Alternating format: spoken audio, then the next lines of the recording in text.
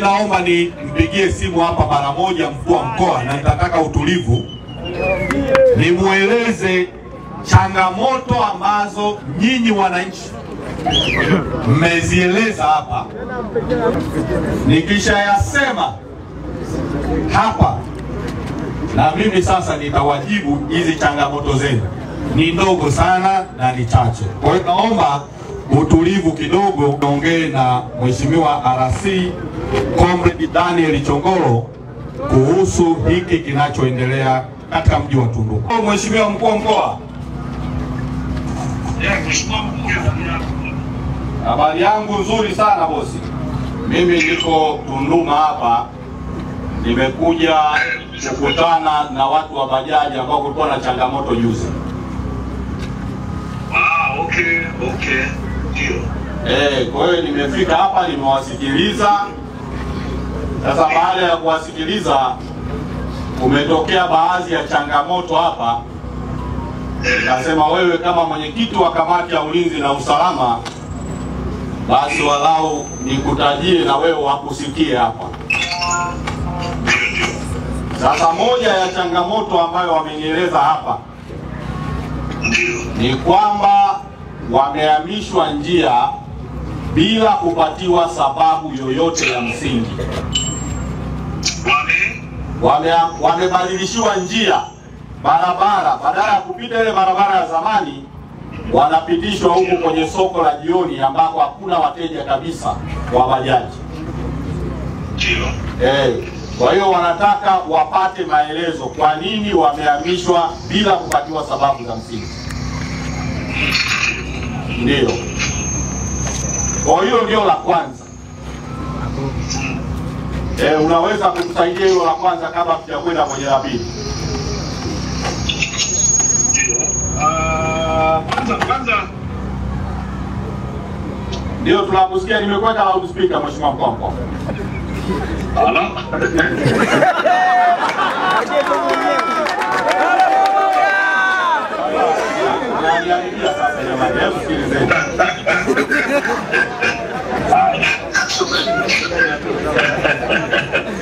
Sasa mbona mnashangilia? Nimefurahi kusikia sauti yako. Nimefurahi kusikia sauti yako. Ndio. Mtaahirisha kutoa majibu.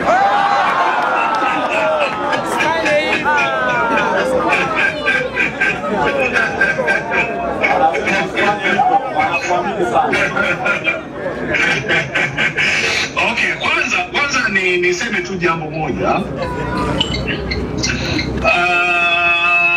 Nimepata habari kwa sababu ulinipigia simu juzi, ukaonyesha concern yako kwenye hilo, na sikutegemea kama ungeact haraka kuja mpaka Songwe mpaka Tunduma kwenda kuwasikiliza. Kwa hiyo kwanza nikupongeze sana kwa hilo. Hiyo ndio kazi ya mwakilishi wa wananchi. Hongera sana.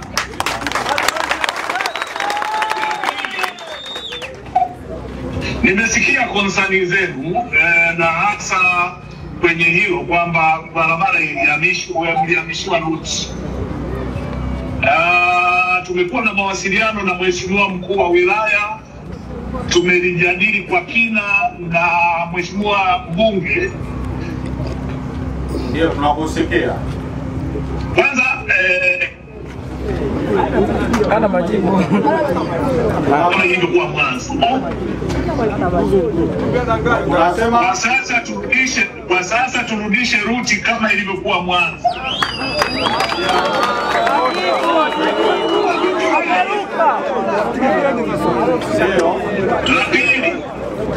La pili.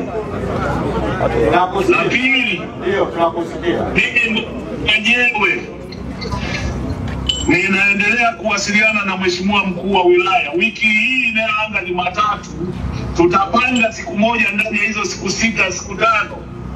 Nitakuja mimi nikiongozana na mkuu wenu wa wilaya. Tutakaa kwa pamoja, tutalijadili hilo kwa kina na kulitafutia ufumbuzi wa muda mrefu. Ndio tunakusikia Mheshimiwa mkuu wa mkoa. Na mwisho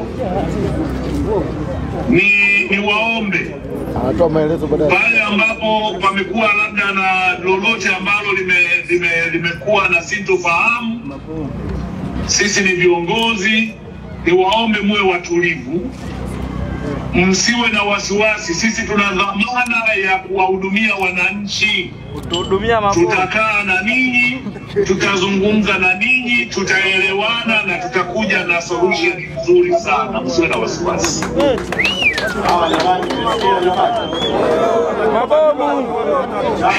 Tena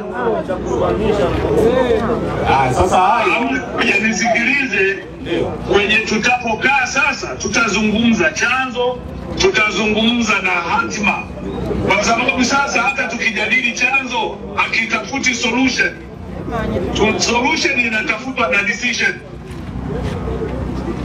Sisi ndio wenye dhamana ya kuamua, na mimi nimekwambieni msiwe na wasiwasi. Nimelisikia mbunge wenu amenieleza kwa kina.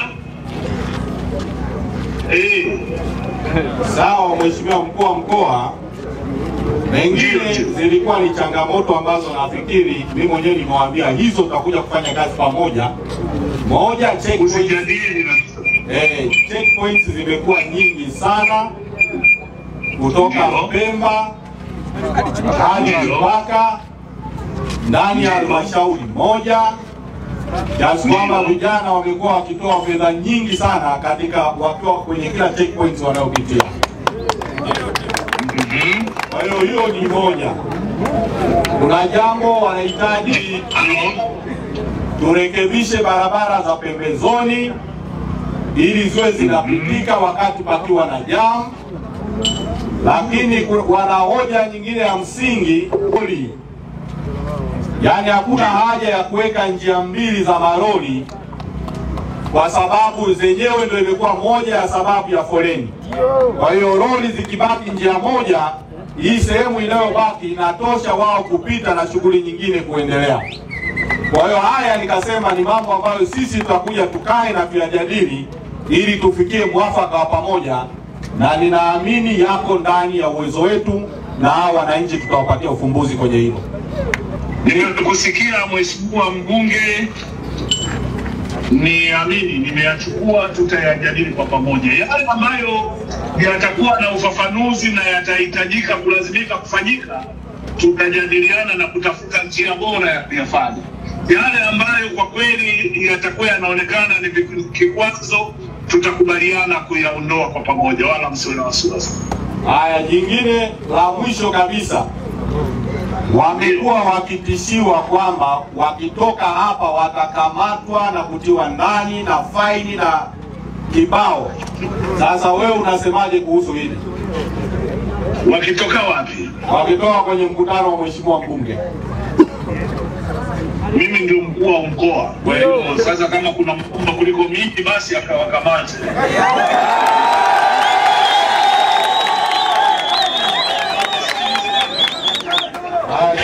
Atakiuka kwanza. Mbunge kufanya mkutano ni haki yake, mbunge kusikiliza kero ni haki yake, mbunge kusikiliza changamoto za wananchi ni haki yake, hakiuki sheria.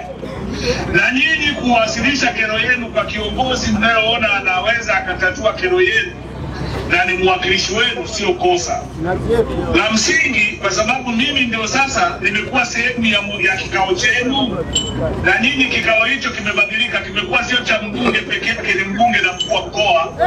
Sasa kama kuna mtu atazuia mtu kwenda kwenye kikao cha mkuu wa mkoa, basi kuna shida kubwa. Mheshimiwa Mkuu wa Mkoa, ndio wito wangu kwenu, sitegemei kuona mnarudi tena kufanya fujo njiani mpaka mimi nitapokuja kwenye kikao ambacho tutakuja na mkuu wa wilaya. Sawa jamani, mmesikia? Mheshimiwa Mkuu wa Mkoa, msiwe na wasiwasi, hamna ateo wasumbua kwa kuja kwenye kikao, lakini msivunje sheria sasa huko barabarani kwa makusudi kwa kigezo kwamba hamtakamatwa. Ndio mkivunja sheria barabarani, polisi watawakamata. Lakini kama kwa sababu ya hichi kikao ni wahakikishie mpo salama. Sawa, tunakushukuru sana. Asante sana. Asante Mheshimiwa Mkuu wa Mkoa, nakushukuru kwa majibu yako. Ngoja na mimi niwafafanulie hapa kwa kifupi. Asante.